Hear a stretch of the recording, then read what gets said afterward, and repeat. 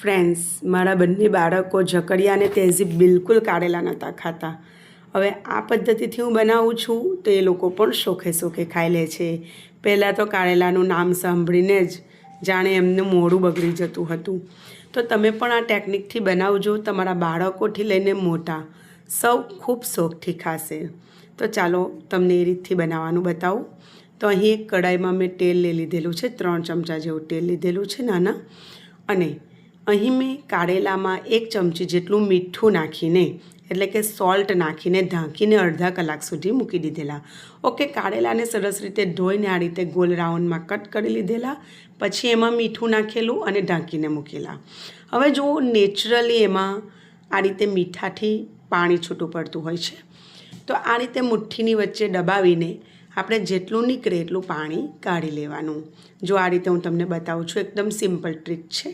આ રીતે બધું જ પાણી મેં કાઢી લીધેલું છે. અને હવે આપણે જે તેલ ગરમ થયું છે ને એમાં આ કારેલાને ફ્રાય કરીશું. તો ફ્રેન્ડ્સ, તમે જોયું ને, તેલ ગરમ થયું એટલી વારમાં મેં કારેલાનું પાણી નિતારી લીધું. બસ એટલા ઓછા સમયમાં આ કામ થઈ જતું હોય છે. ઓકે, તેલ મેં મીડિયમ ફ્લેમ પર, એકદમ સ્લો ફ્લેમ પર ગરમ કરેલું. એમાં 1 ચમચી જેટલું જીરું એડ કર્યું અને 2 ચમચી જેટલી વરિયાળી એડ કરી, જેને આપણે સૌંફ કહીએ છીએ ને, દાળ વરિયાળીમાં એનો યુઝ કરતા હોઈએ છીએ એ વરિયાળી. તો એ નાખવાથી કારેલાનો ટેસ્ટ સુપર્બ લાગે છે. એ એક સિક્રેટ ઇન્ગ્રીડિયન્ટ છે. તમે જરૂરથી એડ કરજો અને પછી મને કમેન્ટ સેક્શનમાં જણાવજો કે તમને એનો ટેસ્ટ કેવો લાગ્યો. તો જો થોડીવાર સુધી મેં સરસ ફ્રાય કરી લીધા તેલમાં, હલકો ગોલ્ડન કલર આવી ગયો તો ગેસની ફ્લેમ ધીરી કરી અને પછી એમાં ચોપ કરેલા મેં કાંદા એડ કર્યા, એટલે કે ડુંગળી એડ કરેલી. તો લંબાઈમાં કાપેલા છે કાંદાને મેં, અને મેં 4 મીડિયમ સાઇઝના પ્યાજ લીધેલા અને એને આ રીતે કાપેલા છે. ઓકે, પ્યાજનું પ્રમાણ તમે થોડુંક ઓછું પણ કરી શકો છો, પણ પ્યાજની મીઠાશના કારણે કારેલા બિલકુલ કડવા નથી લાગતા અને બાળકો પણ એને શોખેથી ખાઈ લે છે. નેચરલી બાળકોને નથી ગમતા હોતા એટલે આપણે એને ખવડાવવા માટે આ ટેકનિકથી બનાવતા હોઈએ છીએ ને, તો એમને ગુણ લાગવું જોઈએ. એટલા માટે પ્યાજનું પ્રમાણ તમે થોડુંક વધારે જ એડ કરજો. એમાં મીઠું અને હળદર પાવડર મેં એડ કરેલો છે અને સારી રીતે આપણે એને મિક્સ કરી લઈશું. તો જુઓ ફ્રેન્ડ્સ, ઓનેસ્ટીથી જો તમને કહું તો મને પણ પહેલાં કારેલા બિલકુલ નહોતા ગમતા. મારા મમ્મી ખૂબ સરસ બનાવતા હતા, પણ ક્યારે પણ હું એને જોઈને જ ખાવાનું મન નહોતું થતું મને. બસ દિલમાં એવું કે કારેલા એટલે કડવા હોય. પણ હવે મને એવું લાગે છે કે યાર, બહુ લાંબો સમય મેં કારેલા વગર કાઢ્યો. ખરેખર એ બિલકુલ કડવા નથી લાગતા હોતા. તો જો આ રીતે ઢાંકીને 8 થી 10 મિનિટ સુધી મેં એને થવા દીધા અને આ રીતે સરસ વચ્ચે વચ્ચે મિક્સ કરેલું. અને હવે આપણે એમાં કેટલાક જનરલ પાવડર મસાલા એડ કરીશું. તો ફ્રેન્ડ્સ, આપણી કોઈ પણ રેસીપી હશે ને, ઘરના બેઝિક મસાલાથી જ આપણે સુપર્બ શાક બનાવીએ છીએ. કોઈ એક્સ્ટ્રા મસાલા યુઝ નથી કરતા આપણે.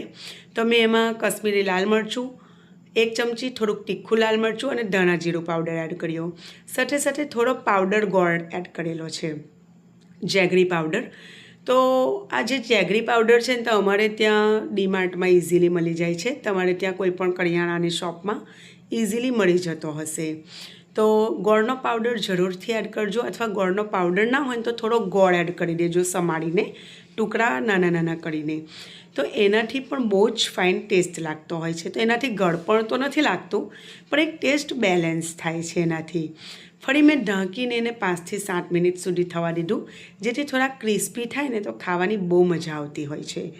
તો જો એકદમ ઇઝીલી શાક તૈયાર થઈ ગયું. જો તમને જોતાં જ ખબર પડતી હશે કે કેટલું ફાઇન શાક બન્યું છે. અને એને ગેસની ફ્લેમ મેં બંધ કરી દીધેલી છે અને ગરમા ગરમ પ્લેટમાં સર્વ કરેલું છે. તો એને ચપાટી સાથે, રોટી સાથે તમે ખાઈ શકો છો. બહુ જ વધારે ટેસ્ટી લાગે છે. તમે જરૂરથી આ રીતથી ટ્રાય કરજો. વિડીયો ગમ્યું હોય તો એક લાઇક જરૂરથી આપજો ફ્રેન્ડ્સ, અને સારી એવી એક કમેન્ટ કરજો. તો તમે જે પ્રોત્સાહન આપો છો એનાથી મને વધારે ને વધારે વિડીયો બનાવવા માટેનો શોખ આવે છે.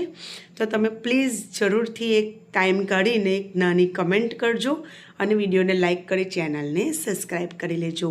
આ રીતે જરૂરથી બનાવજો, ટ્રાય કરજો. તમારા અનુભવ મને જરૂરથી શેર કરજો. ફરી મળીશું. આવજો. Take care.